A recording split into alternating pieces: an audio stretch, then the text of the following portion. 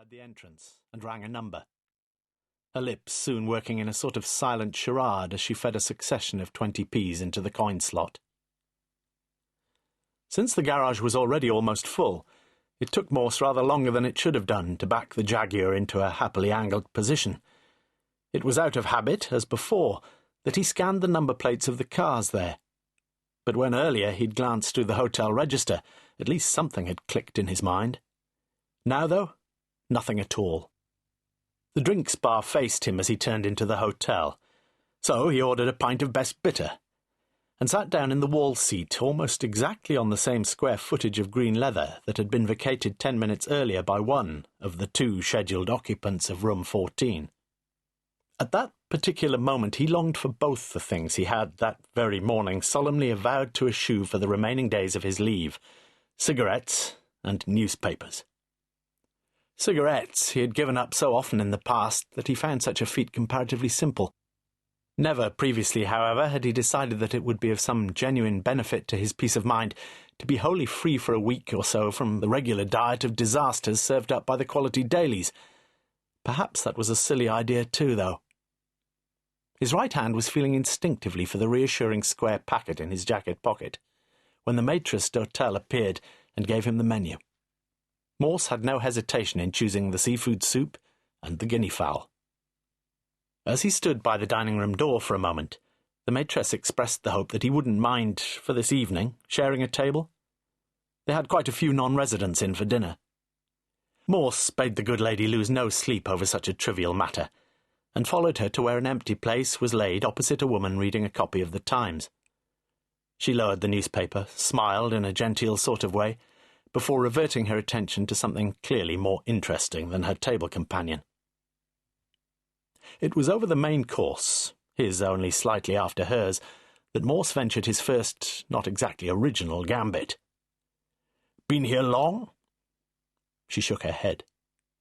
"Nor me. Only just arrived, in fact." "And me." "I'm only here for a few days." "Me too. I'm leaving on Sunday." It was the longest passage of speech Morse was likely to get, he knew, for the eyes had drifted down again to the guinea fowl. Bugger you, thought Morse. Yet his interest, in spite of himself, was beginning to be engaged. Her full mouth was undoubtedly attractive. But he noticed something else as well. He could see an intricate little criss-cross of red lines at the outer side of either eye. She might have a slight cold, of course, or she might earlier have been weeping a little. She picked up the Times once more, unfolded the whole broadsheet in front of her, and hid herself away completely. On the left of the open double-page spread, as Morse viewed things, a quite extraordinary article suddenly caught and held and dominated his attention.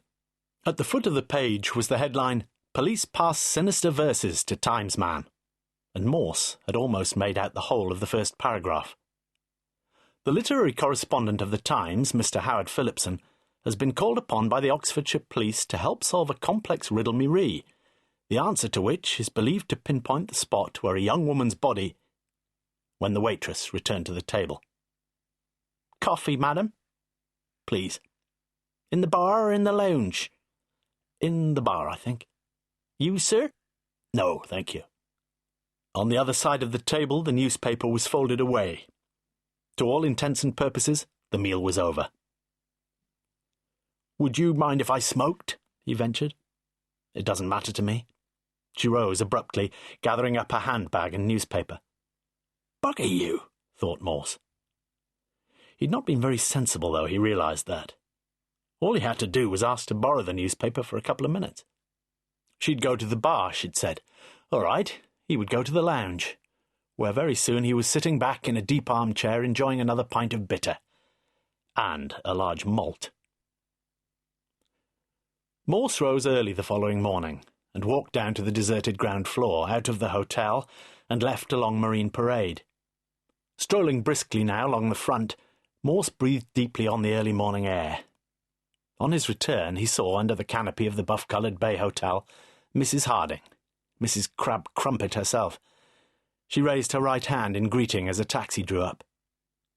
The ground floor was still deserted. Morse was starting up the stairs when his eye fell on the reception desk to his right. A yellow RNLI collector.